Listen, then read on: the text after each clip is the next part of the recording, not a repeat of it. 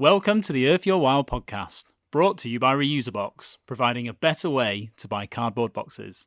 We're your hosts, Jack and Ellie. This is the podcast where we talk to industry experts and changemakers to try to answer the question, how do we make our businesses better for people and the planet?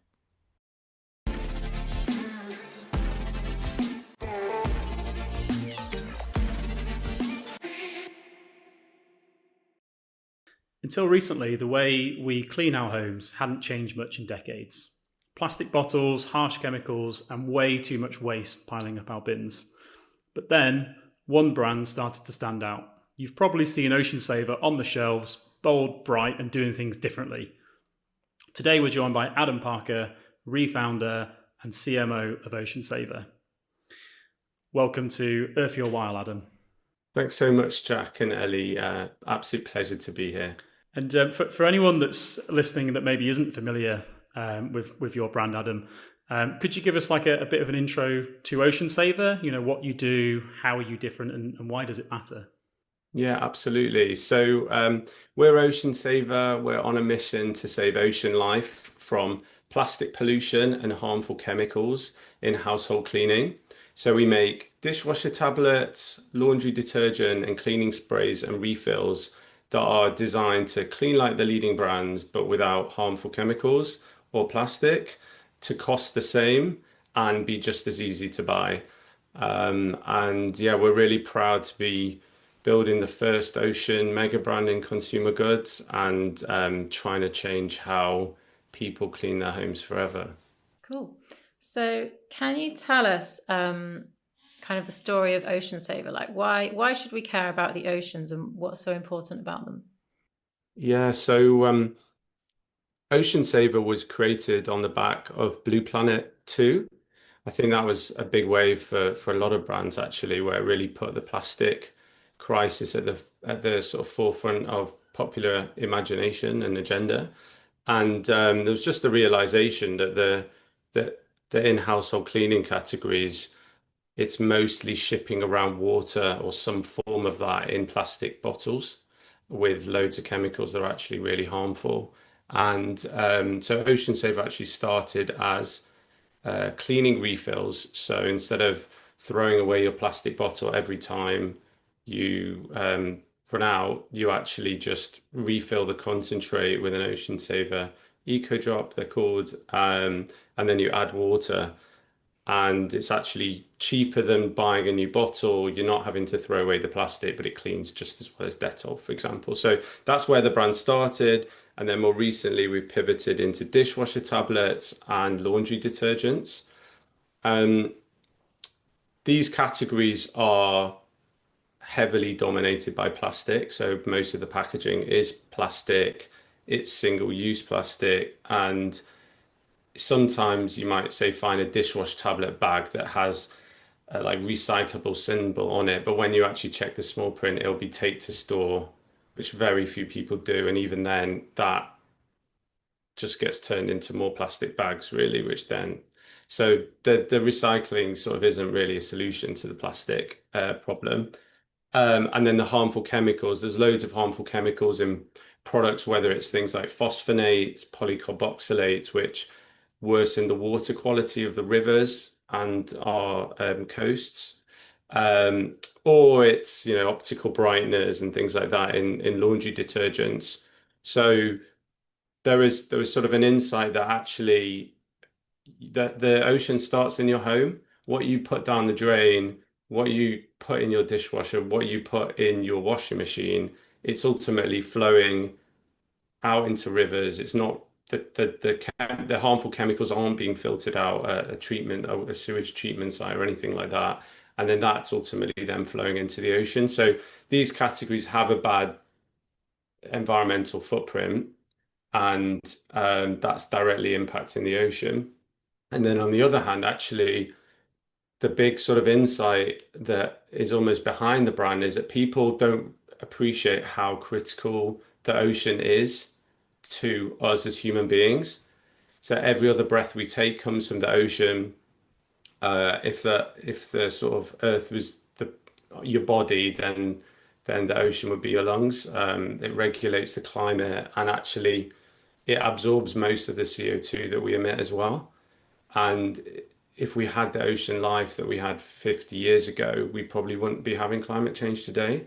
So the ocean plays a kind of critical role in our survival, and yet it's being overpolluted by plastic, harmful chemicals, overfishing, and then almost all that carbon emissions are then actually making the problem worse. So um, there's a sort of an understanding that the ocean starts in your home, that the ocean is kind of critical, but then actually the sort of third part of the puzzle, and I think that's come out in the recent Ocean with David Attenborough film, is the immense hope that the ocean can give us as well. I think many people find the climate crisis really overwhelming and anxiety inducing. And yet there's so many great case studies now of that we can actually protect the ocean and take steps that will have almost an immediate positive impact. And people don't quite realize how the ocean can be our hope and be the sort of positive way that we get through the climate crisis. So yeah, we're trying to put the ocean, like reconnect people to the ocean, put it sort of back top and center where it belongs in people's homes in the climate crisis, and then but also just give people really easy, simple switches that they something that they can start with that does everything that they're looking for. They don't need to think about it too much, and then they can just get on with their life, knowing that they've already just done one thing that can help. Yeah, I think that film Ocean is a must-watch for anybody that cares about the oceans or about climate change or the environment, anything to do with that. I loved it. Do you think David Attenborough has managed to kind of help people to care more about our oceans? Do you think he's brought those big issues to the forefront? In a sense, I don't think he needs to make people care about it more because we are like we are deeply connected to the ocean. Most human beings through all of history have lived by the ocean. We come from the ocean. We're born in water. We're biologically, culturally completely connected to the ocean. And it's more actually recently that in our sort of urban lifestyle, many of us, like I don't live near the sea. It's more that it's just not top of mind. But when we all try and go on holiday, or if we could just retire tomorrow and buy a place, where would it be? It'd probably be by the sea. And so actually, yeah, I don't think it's so much as like kind of yeah, of course. I think David Attenborough is like the film's been is being transformational, but it's almost reminding of people of what is actually there deep down, and they maybe are just like lost touch with. And we've already seen. I mean, it's been I think the highest grossing nature documentary is a film I think in the UK ever. I have to sort of check that, but that was my understanding at the beginning that the box office sales were incredible. So many people have seen it, and already you've seen really meaningful um, policy changes being implemented by the government. So it does really feel like right now there is a feeling of of positivity and hope around the ocean, and there is a kind of a wave building. It's interesting that you said, David Attenborough's documentaries were like a bit of an initial inspiration for OceanSaver as well, because like it's similar to us. Like when Blue Planet 2 came out, it's like when we were starting our business, and that was quite an inspiration and quite an eye opener. And also, a lot of guests that we have on here and a lot of people we speak to say the same thing. Like I feel like the inspiration or the impact that's had on the impact scene, great businesses like yourselves that are really making a difference, is really far reaching. I mean, why do you think that it was such a catalyst? Do you think it's just because we are so disconnected from nature that it's just seeing it as Yeah, I think we are just disconnected from it. It's one of those things that's sort of right in front of your face, but you don't realize it. And yeah, he's just an unbelievable storyteller, David Attenborough. And I think this film as well, without sort of spoiling too much for the people who haven't seen it, it's just constructed really really well from a narrative perspective, in that it gives you the kind of, I call it the ocean wonder or the ocean inspiration. Like, just it's that blue mind that we all feel when it's actually, we see the color blue. It's because of that deep connection we have with the ocean, or just being by the sea, the way that just calms you down, or going in the water, seeing ocean life. Why kids just love, like, are obsessed with ocean creatures. As humans, we love that, and it kind of reminds you of that. It's got then like an incredibly powerful and emotionally charged call, or sort of showing the real challenges that are being faced by the industrialized way that we are consuming fish. And you sort of get to the point where you feel like all hope is lost, and then actually he brings the hope. And also, because I think it wasn't a BBC documentary, they were able to be a little bit more punchy with some of the messages that they were passing. Um, but for us, it's just the perfect backdrop. And we hosted a screening with Toby Nolan, the director, and we brought together retailers, founders, investors, founders, different people in the space, because we, like you, yeah, we just think everyone needs to see it, and we're really committed to trying to bring people first to sort of understand the role of the ocean and try and reconnect to it, then to take positive steps, and then to actually kind of get deeper and deeper. Because I think if we can all see really positive case studies where we've done something and it's made a positive impact, then yeah, you get that sort of reward system, and we can get that kind of hope and positivity back, which we really need.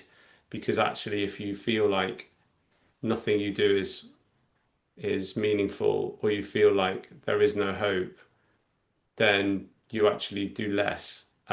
So yeah, we're really about like progress over perfection, positivity over anxiety, trying to have fun, although it's a serious topic, and actually, rather than kind of making people feel guilty or lecturing them that, you should buy this product even though it costs more, it doesn't work as well. Like, we just don't play that game.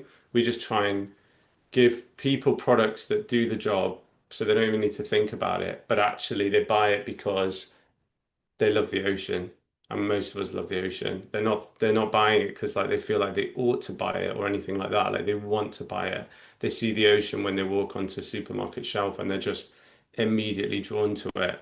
So yeah, I think we think the ocean's amazing. And we just want to reconnect as many people to that as possible. And I think the other thing that your product kind of reminds us as well is that I think we're also not just disconnected from nature and the ocean, but we're quite disconnected from understanding the impact that a lot of the day-to-day products we have Yeah. has on the ocean. So, like, for example, cleaning products.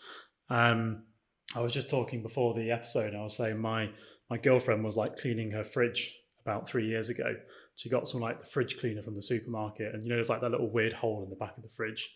She was like pouring it down with a pipe cleaner, and some spurted up and went into her eye, and she Oh nearly no. went blind. She couldn't see for like Oh three my months, God. and her eye went all grey, and she had to like go Oh to my hospital. God. Yeah. Yeah, and that's the stuff that we're putting down our drains and Yeah, ultimately exactly. into our oceans, right? So Yeah, we were really shocked when so we were in cleaning refills and then dishwash tablets, and then we sort of turned our attention to laundry detergent, and we looked at the back of all the big brand laundry capsule boxes in the UK, which is the part of the category that's growing fastest, that's the retailers are promoting because it's sort of most convenient and so on. And there was a warning on there on every single one of them, even the so-called like eco-friendly brands, that the quote is harms aquatic life with long-lasting effects. And we just thought, wait a second, that is absolutely mad. Every time you're doing your laundry, you're putting something that is harming the ocean. Why? What? That makes no sense. And so, yeah, we were really proud to launch the first ocean life friendly laundry capsule. And then, yeah, since then we've just got really deeper into looking at all of the ingredients that are in these products and how we can sort of replace them with alternatives, and then just give people an easier switch. So Yeah. And why do you think like the cleaning products, as a sector, as an industry, why is it that they're so harmful? Why hasn't someone like you arrived earlier and said, actually, there don't need to be these really nasty chemicals that blind people and kill fish? Um, well, I guess they there was always just a there's always been like a focus on profitability and yeah, just making as much money as possible, really. That's what it comes down to. And like all that innovation has been about how do we make better performing products that we can charge more for and therefore make more profit. And these are big companies that have been around for over 100 years, many of them. Um, and then when you're in that sort of world and mindset, 'cause I used to work for a big company like that. Yeah, you've just got to hit your profit target, and you've got a sort of an approach that works, and you've got millions and millions of pounds invested in the chemicals and the innovations that deliver certain performance, and lines that only work with, I don't know, a doi pack for dishwash tablets, plastic doi pack, and then even if someone says, okay, we should do the right thing and do something better, those big companies are then faced with the trade-off of either they've got to spend more money and invest more money and get lower sales, or they've got to accept a lower performance. And they feel like they're stuck in that kind of dichotomy. So I totally get why they don't do it. And those big companies, they really struggle to innovate. They're literally designed to minimize risk and kind of just do the same as last year, but a little bit better. And there's entirely kind of how the culture and sort of the system is set up.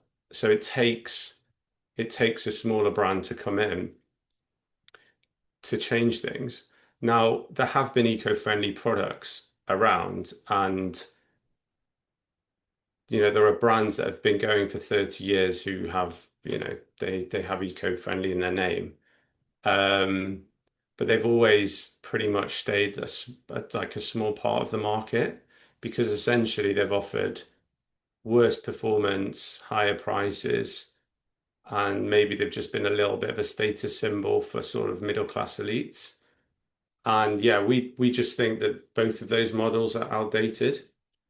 And so what we try and do is, yeah, rather than making the eco part of the category mainstream, because that's been done for 30 years, it doesn't necessarily work.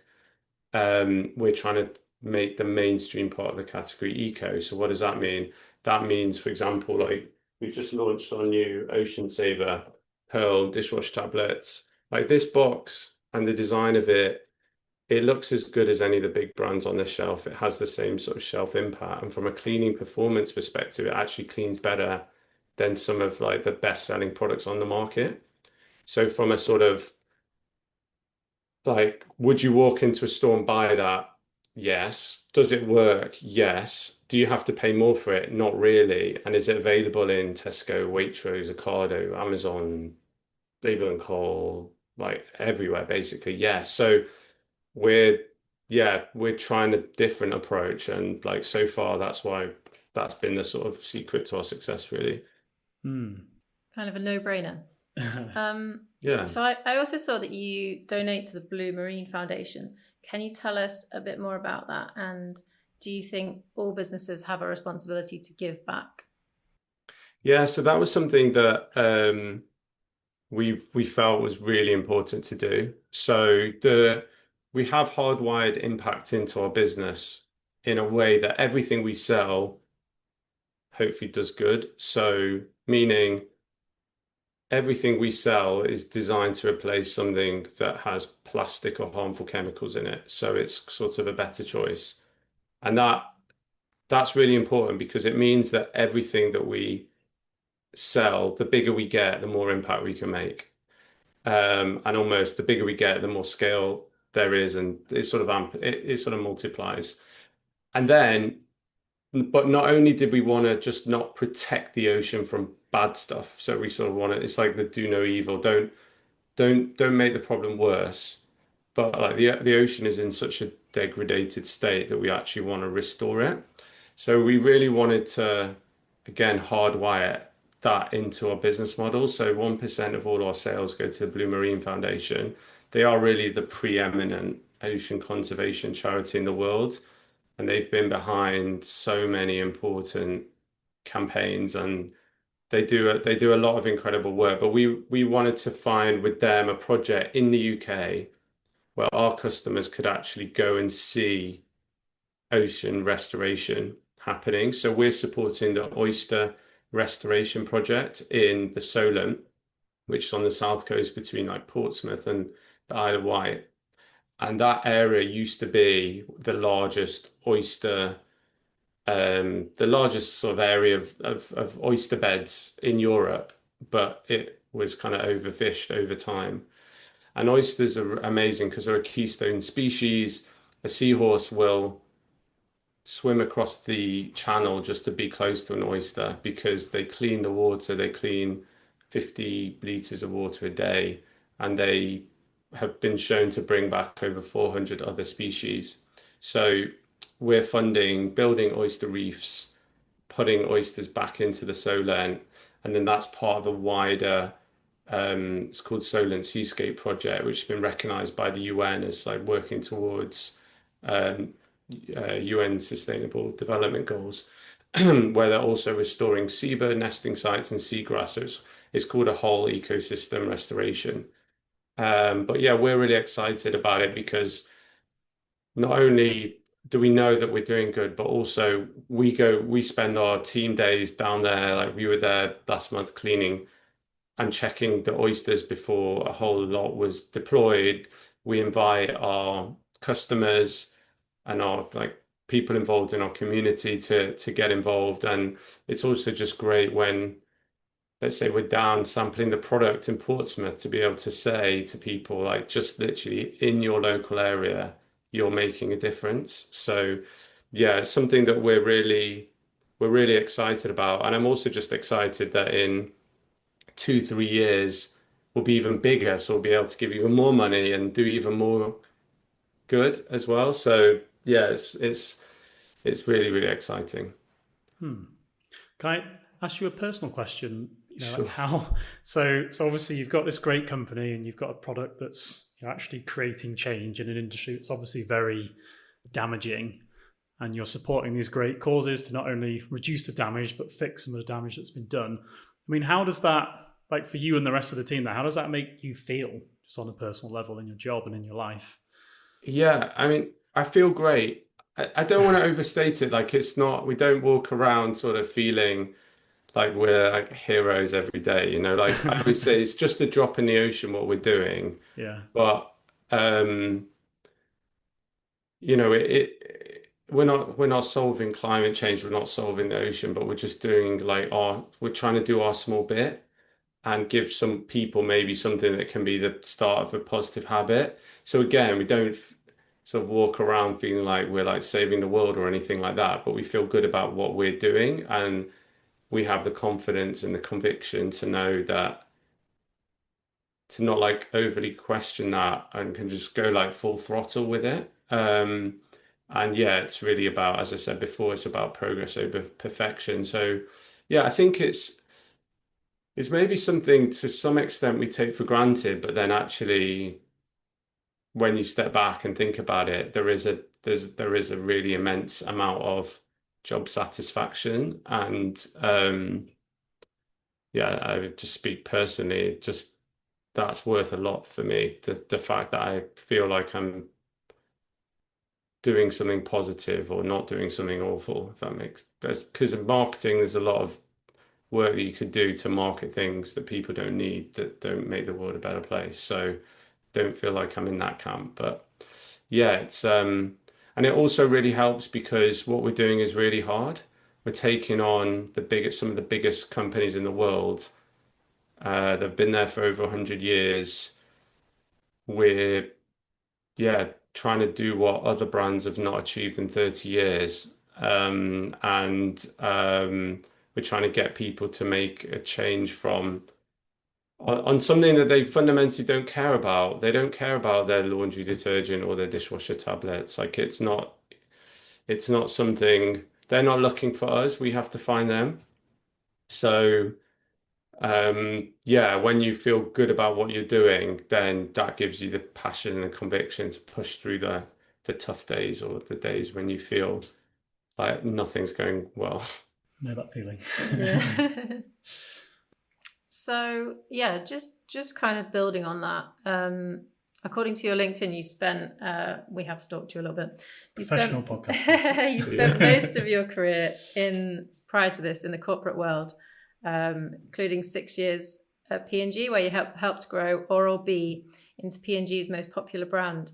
So you've touched on it there, but what was it like going from the corporate world to a startup? You know, do you feel like you've kind of changed sides? And also from leading FMCG world to, leading impact brand. Like, I imagine that must be very different in some ways. Oh, it's so different. It was a big shock to the system. I actually spent 11 years at P&G, and then the first job I did after was as managing director of a sustainable brand in oral care, and I'd spent my career about 5-6 years in oral care in P&G. So that was a real shock to the system, because yeah, you're sort of hands-on building everything, and you're so out of your depth.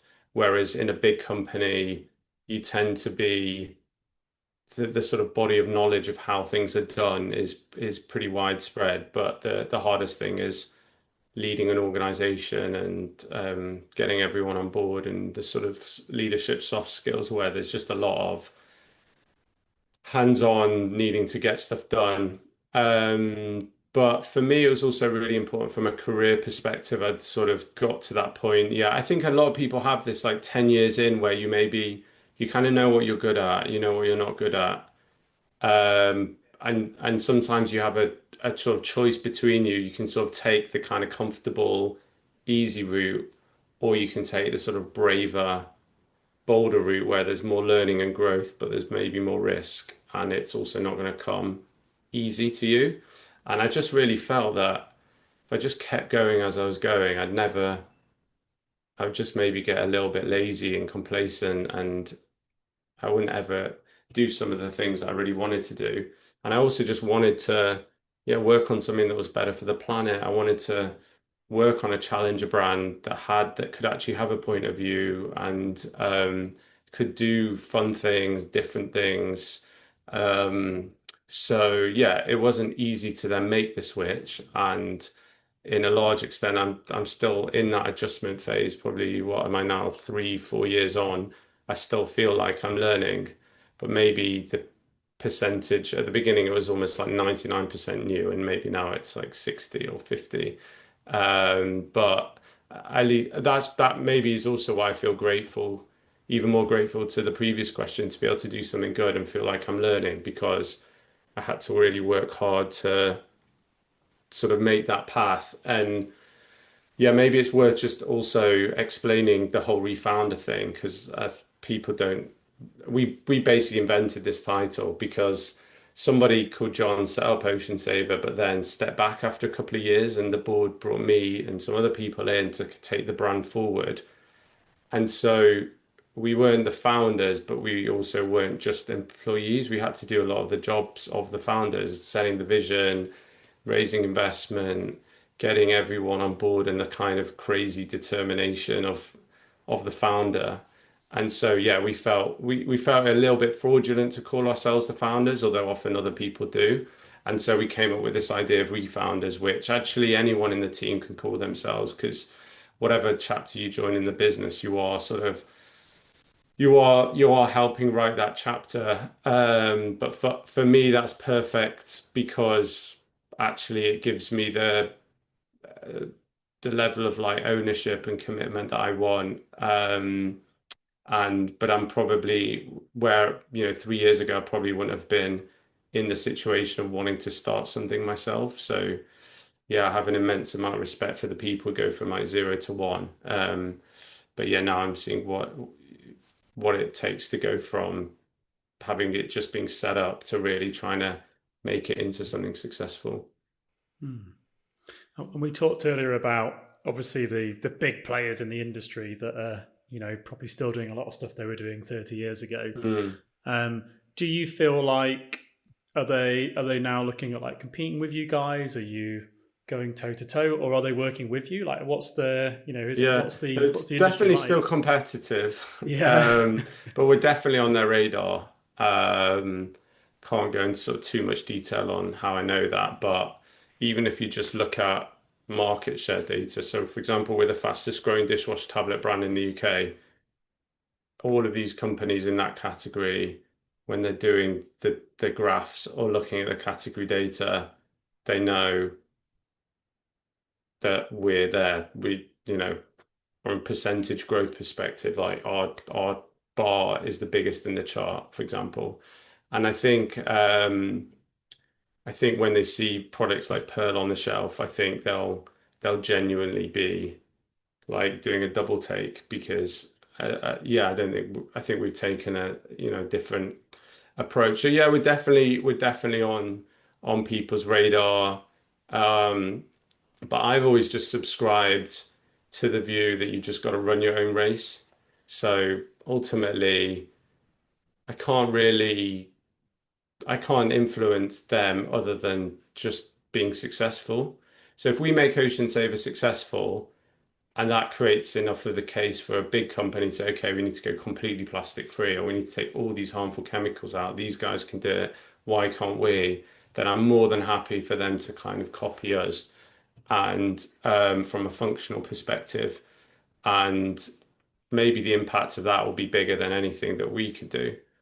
But going back to the ocean point, we're the only people who are and can build the definitive ocean mega brand. And yeah, I think ultimately what will in 5, 10 years time, what I hope from a brand perspective is hopefully that we've got loads of alternative plastic free, no harmful chemical products on the shelves, but ultimately people will still be choosing us because they want to reconnect with the ocean and they've seen that journey and they know the impact that we're doing. And also things like the blue marine, it'll be so embedded into the work that we do in a way that just a big corporate could never do because they just don't have that level of commitment. It just always be a sort of transactional thing for them to do.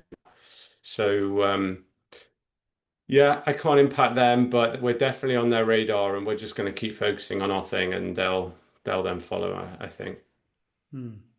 And why do you think your product is so much more popular with consumers?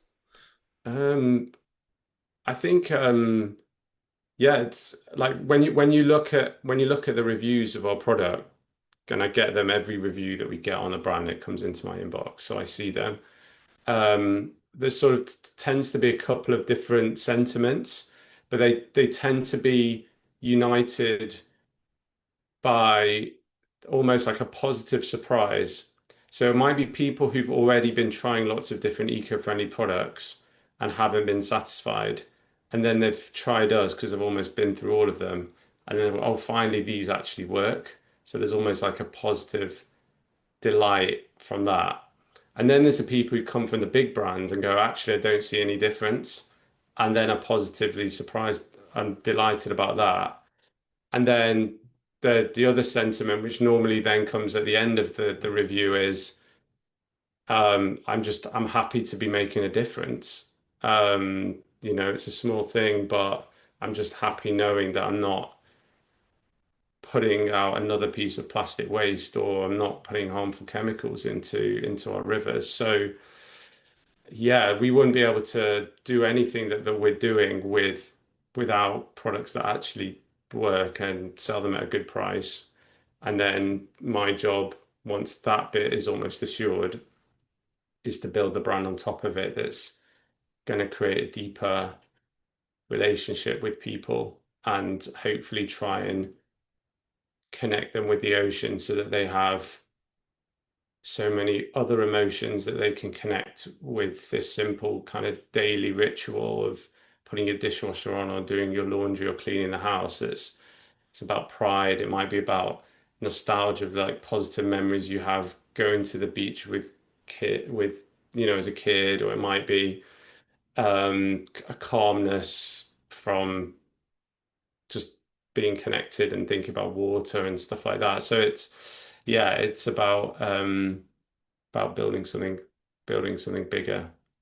I think earlier you mentioned that people don't really need to swap from the big brands, wasn't it? You said you needed to kind of go looking for them. But do you think that this kind of sector where people are starting to think a bit more deeply about the materials that they're using, and do you think people are becoming a bit more eco-conscious? Is that growing? 100%. Yeah. They are 100%. What I meant before was almost we don't take it for granted. So do I think that we are massively riding a wave of increasing eco-consciousness? Yes. So I recently did a survey, and you look at even just by generation, the views of Gen Z, so like sub 26, sub 25, like they are so passionate about the environment. It's unbelievable. Like a vast majority of people see it as like the greatest threat to civilization. They really want to make change, and then you can almost see it kind of increasing through the generation. So what that tells me, and also the problem isn't going away anytime soon. So the context is like only more and more and more and more people are going to care about this. Only more and more people are going to realize how critical the ocean is. But from a brand perspective, we're not just trying to appeal to like the already converted. For us, the opportunity is really with people who, let's say they're the sorts of people who are already checking the ingredient lists on food items that they're buying. They're thinking about how they can make better choices. They may have made some swaps, but probably on the whole haven't actually got that many eco-friendly brands in their house. They don't have loads of like disposable income. They're not like wealthy people who can just buy a product like this as like a status symbol. They're like run of the mill, like the product needs to work, it needs to be affordable and good value. And and my point is that they're not, if we can win over those people, then we can make real change. And those people they're not eco warriors. They're not like when they leave the house every day, they're not thinking about how do I save the planet. But if we can disrupt their shopping journey, or we can get in front of them, or we can online do something that stands out, that then makes them think, or reminds them of the ocean, if we can kind of get in front of them and then they for a second stop and think about it, I think will appeal to them. So let's say a few percent of the population are like hardcore eco warriors, but there's like a good 20-30% of that category, and then there's actually 70% of people want to reduce plastic. So yeah, I guess it's about trying to make sure that we're winning the mainstream and making like building a brand and a movement that can still be here in the next 10 years, that isn't just a flash in the pan. Because to my point, there's been brands around for 30 years that just don't have that mainstream appeal. Like everybody knows them. Most people have heard of them, but most people choose not to buy them. So we have to take a different approach. Is it partly about education then, to showing people that are not in that eco category? Partly about education, but my personal philosophy is that once you have to educate someone, you've lost.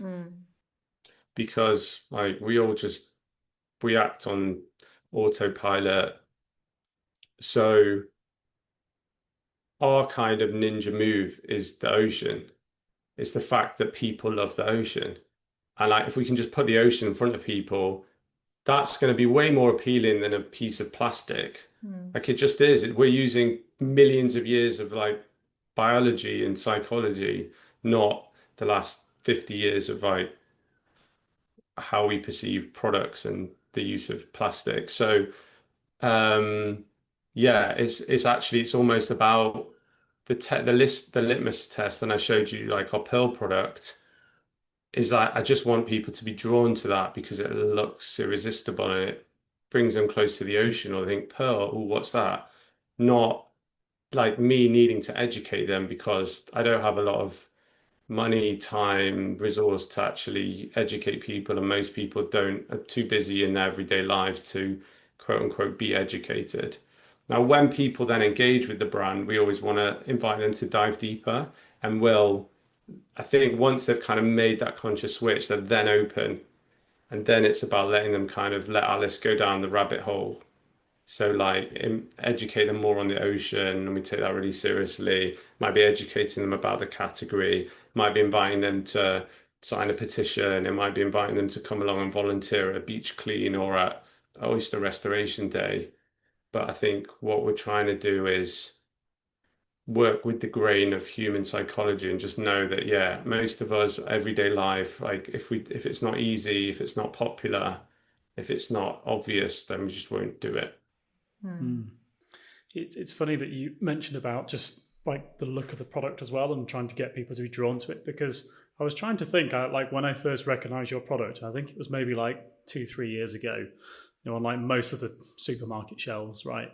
And I can remember initially just being drawn, like literally, as you said, being drawn to it because it just looked more distinctive, like really nice, deep ocean blue on it. Yeah. It was just funny you said that. Well, that's exactly what we're trying to do, and Yeah. and I also think it's just at the start of the journey. I think where you'll see the brand, and even in a few years' time, will be taking that to the next level. But yeah, the vision is you walk around the supermarket, you're drawn to the ocean, and that's what you want to have in your home. And if we can bring that to life, I think it'll be really powerful. And it's obviously you're saying you're kind of fairly early on in your journey at OceanSaver, but you're a couple of years in. I just wondered, like, what's one thing that you know now that you wish you'd known when you first became a refounder at OceanSaver? Gosh, that's such a good question. I think, I mean, it's so cliche, but it's sort of fewer, bigger, better, really. So it's sort of the juxtaposition of you can't do everything, so really focus, but also be as bold and brave and kind of crazy as you possibly can be. It's interesting, when I joined, I felt a real need to just do some crazy stuff just to get like momentum in the business, get the brand name out there. It was almost like we had nothing to lose. And then there's almost a tendency when you get from that kind of survival into scaling to actually then like play it safe and like double down on the stuff that's worked. But now I'm actually trying to kind of go, no, we actually need to be more brave and more bold, because that's really what's going to make us succeed. So it's trying to figure out how to keep placing bets on slightly crazy things, whilst also focusing and knowing how to scale a business that's, yeah, getting big enough that we have to be really careful about what we do, because if we put the resources in the wrong place, like it can have quite big financial implications. What sort of crazy, wild stuff have you done that's Well, worked I or not guess worked? it's like, I mean, I guess it's not even that crazy, but at the beginning we did a lot with ocean puns and putting like Pollux to plastic in store, and Well, we that have a is a real 9 foot. pattern. It's a real pattern interrupt for people, though, isn't it? When you do stuff like, because Exactly. all the cleaning brands are so boring. Yeah. Yeah, exactly. That was our philosophy. We have this 9 foot squid costume that we now have three of them. We now like take that out again. If you'd asked me like 10 years ago, I'd just be walking around like on the street. I'm not even embarrassed anymore because I'm just so used to wearing it. Uh, what else? I'm trying to think. There's probably stuff that I've kind of just even like internalized, but yeah, we made a TV ad that was a bit crazy for the brand of our size, with like a bunch of singing crabs who sing a sea shanty. Yeah, I guess part of the challenge is often after you do the things, if they work, they don't seem crazy, but at the time they seem like, what am I doing? Well, this is mad. Walking down the street So, in a giant squid costume. yeah. Or like at the beginning, when we designed Pearl, just the idea of it was really yeah, we sort of had to almost rip up our own preconceptions of what a dishwasher tablet could do and what we would try and do in the category. Um, but yeah,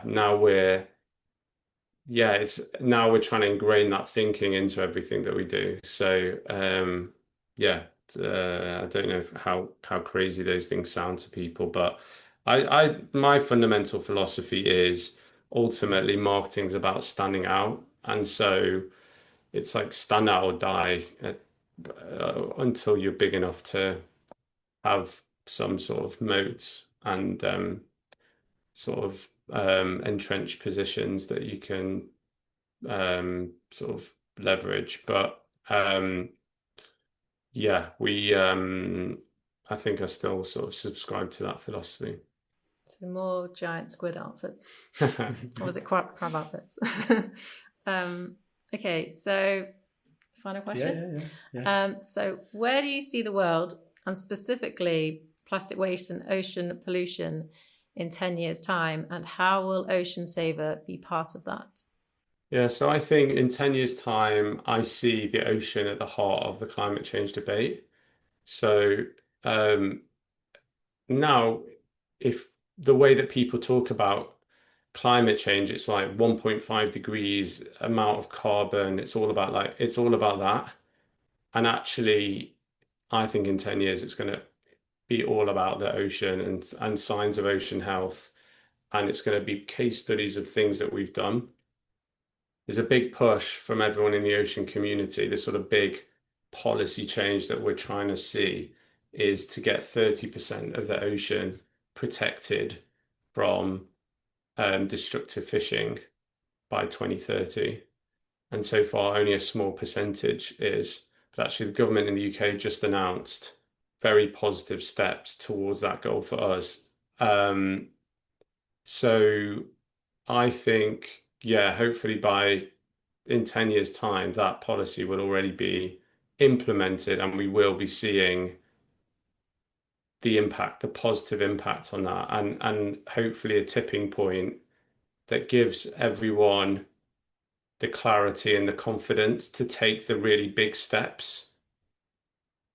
And I do think it is. I mean, it's a global challenge, the climate crisis, and it's sort of everyone's looking to everyone else, no, you first, no, you first. But actually, when the ball starts rolling and people see the changes, I think things that are currently seen as like impossible can change overnight, and we see how much is changing in the world overnight. So I think ocean at the heart, hopefully, marine havens, 30% of the ocean protected, and Ocean Save, as well as being big, well-known household name brand that people are buying, that actually through the impact, probably over, I would imagine if we keep going 10 years time, 1 billion pieces of plastic saved, and I would hope some really exciting marine restoration projects that we're involved in and like ordinary people are involved in. Um, and for me, the final bit is really that obviously we're giving people a way of making a difference through what they buy, but there are just so many ways that you can make a difference just as a citizen, not as a consumer. There's this amazing story of I think it's in Norway, this island where a whale washed up, and when they cut it open, they found just huge amounts of plastic inside. And so the local population of that island committed as a community to doing a beach clean every single week. And after a year, they measured the sort of the before and after impact, and they'd reduced microplastics on the coast of their little island by 99%. Wow. And that's just so inspiring that because when you do that, when you I don't know if you guys have done a beach clean, every time you do it, it's almost like overwhelming the amount of like plastic and things that there are. But like if you actually stick at stuff and see it through, people underestimate like how much change they can make. And that's kind of really, yeah, what we mean by like progress over perfection. Like don't let the idea that you can't do everything stop you from doing something.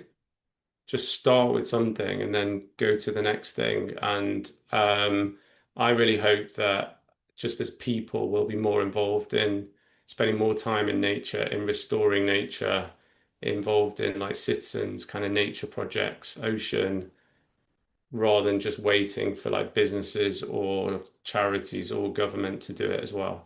Yes, sounds pretty good. I think that sounds very realistic, and like you're already well on that journey. So excited to see what happens over the next 10 years. Thank you so much.